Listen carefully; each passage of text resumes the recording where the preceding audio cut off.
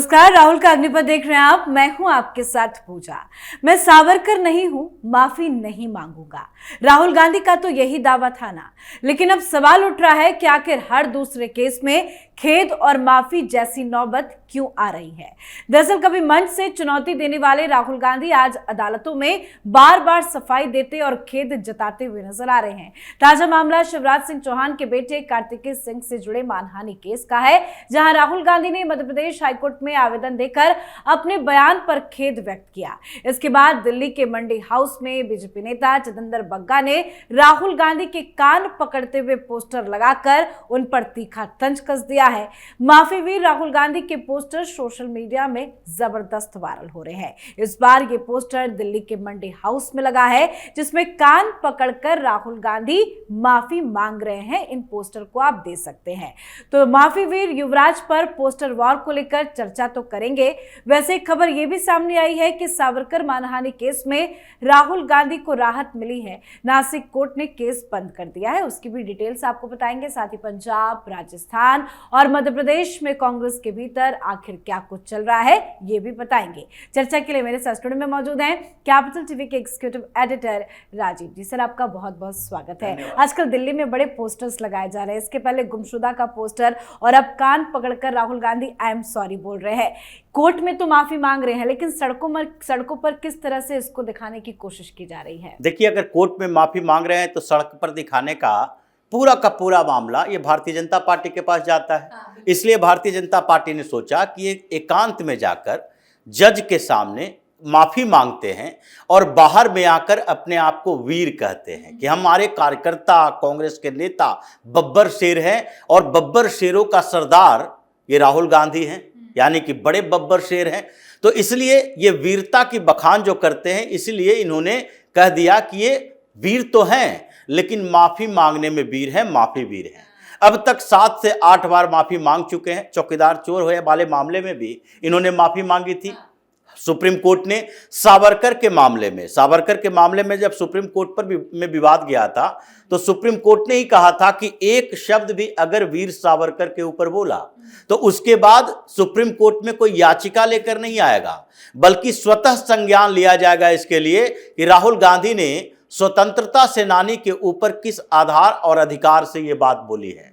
लेकिन यह अब सावरकर का मामला अभी महाराष्ट्र में भी चल रहा है।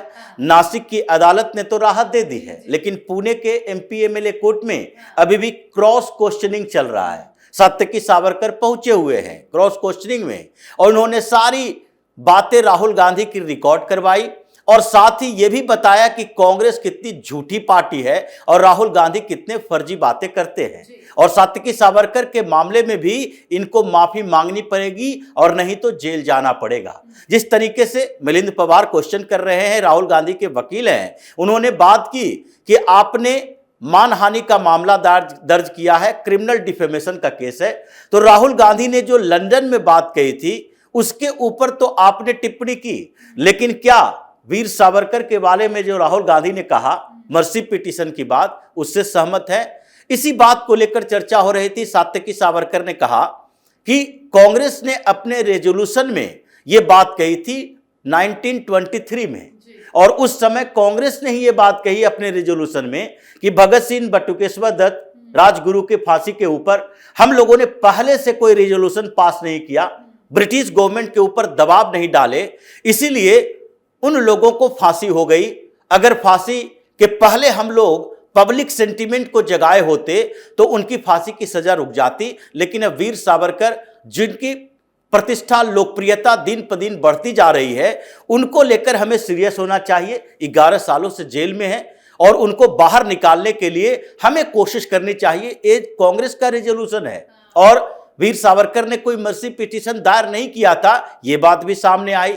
अभी 7 जुलाई को फिर इसके ऊपर स्टेटमेंट रिकॉर्ड किए जाएंगे और फिर आगे फैसला आएगा। क्योंकि अगर राहुल गांधी ने अपने आप को निर्दोष बताया है, नॉट गिल्टी बोला है, तो इस पर सुनवाई तो होगी और सुनवाई में राहुल गांधी को यह बताना पड़ेगा कि आपने लंदन में 2023 में जो बात कही कि वीर सावरकर अपनी किताब में लिखते हैं कि अपने दोस्तों के साथ बैठे थे और एक मुस्लिम युवक को पीटा जा रहा था और ये लोग खुश हो रहे थे, उस किताब का जिक्र नहीं किया, वो किताब ढूंढ कर लाओ। और उसके बाद पुलिस के जो रिपोर्ट आई थी उसमें प्रथम दृष्टया यह माना गया था राहुल गांधी दोषी है, उन्होंने गलत बात कही है, तो इसलिए उस पर अभी सुनवाई चल रही है। एक अदालत ने इनको क्लीन चिट दिया है, दूसरे अदालत ने नहीं दिया है। तो अभी राहुल गांधी को और कई बार माफी मांगनी पड़ेगी, लेकिन माफी मांगते मांगते तब तक कांग्रेस की क्या स्थिति होगी ये तो कुछ समय बाद ही दिखाई पड़ेगा। बिल्कुल, लेकिन जिस तरह से जो तस्वीरें सामने आ रही है, जिसपे पॉलिटिक्स हो रही है, वो एक बात अलग है, लेकिन कांग्रेस पार्टी इस पर क्यों नहीं कुछ कह रही है? देखिए, कांग्रेस पार्टी अगर अपने आंतरिक समस्या से उबर पाए तभी तो कुछ बोले। एक एक स्टेट में राहुल गांधी संगठन चेंज कर रहे हैं कि संगठन बदलेंगे, मजबूत होगा और उसके आधार पर आगे 2029 के चुनाव में प्रधानमंत्री की दावेदारी पेश करेंगे।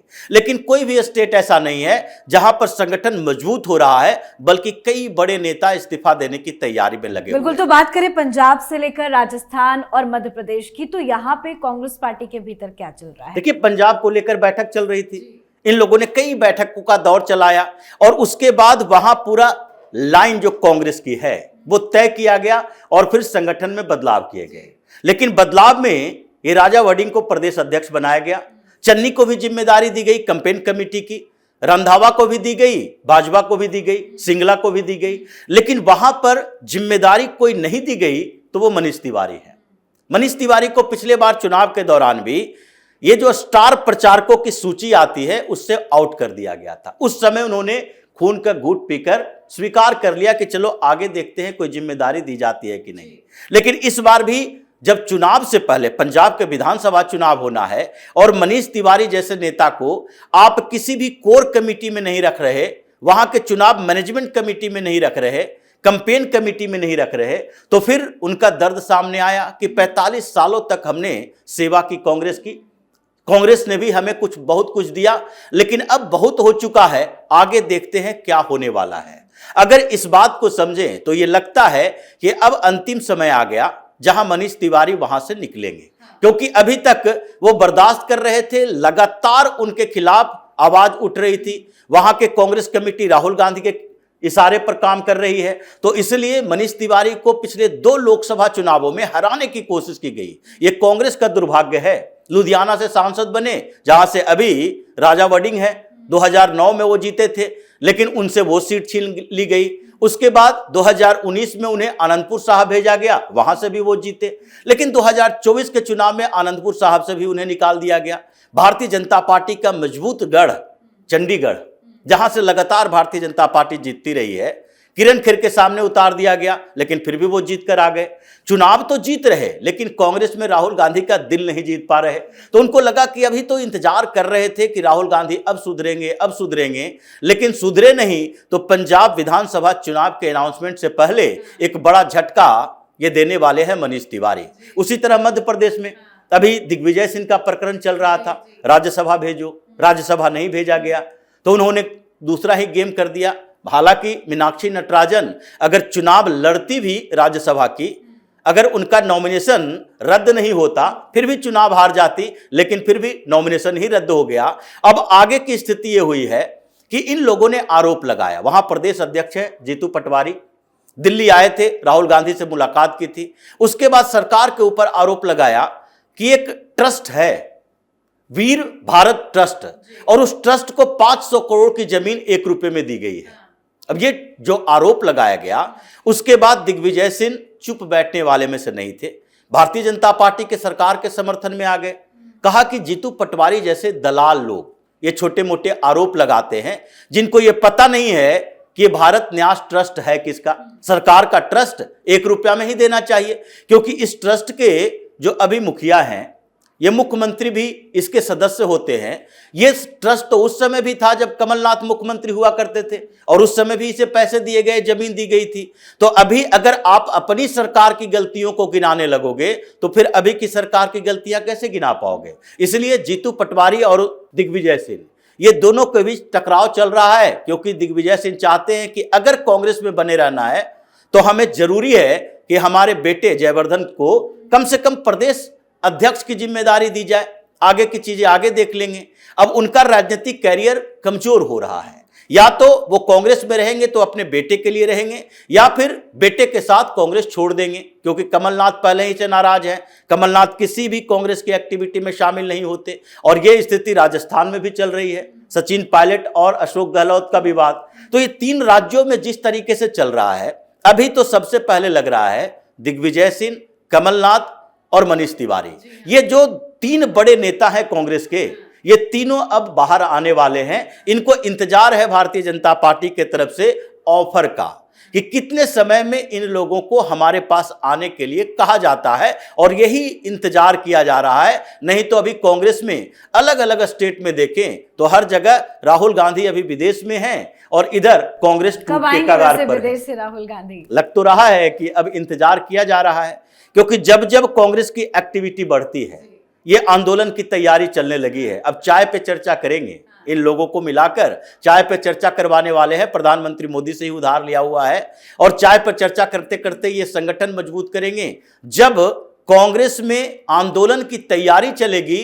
तो उस समय राहुल गांधी प्रकट होंगे। अभी तो विदेशों में आराम कर रहे हैं। जी बिल्कुल, बहुत बहुत धन्यवाद समझाने के लिए। धन्यवाद। तो कांग्रेस के बड़े नेता कांग्रेस यानी कि राहुल गांधी का साथ छोड़ सकते हैं, तो दूसरी तरफ देश की राजनीति में आरोप प्रत्यारोप तो वैसे कोई नई बात नहीं है, लेकिन जब किसी बड़े नेता के गंभीर आरोप बार बार अदालतों की चौखट पर जाकर दम तोड़ दे और अंत में अपने ही बयानों पर माफी मांगनी पड़े या खेद प्रकट करना पड़े, तब ये केवल व्यक्ति की चूक नहीं रह जाती, बल्कि उसकी राजनीतिक विश्वसनीयता, सार्वजनिक उत्तरदायित्व और नेतृत्व की गंभीरता पर भी सवालिया निशान लगने लगते हैं। राहुल गांधी का राजनीतिक सफर ऐसी अनेक माफी खेद से भरा पड़ा है, जहां उन्होंने पहले सनसनीखेज आरोप लगाए, फिर तथ्यों के अभाव में अदालतों के सामने सफाई दी, खेद जताया या फिर लिखित माफी तक मांगनी पड़ी। तो माफी वीर राहुल गांधी पर आप भी अपनी राय कमेंट करके लिखिएगा। देखते रहिए कैपिटल टीवी। नमस्कार।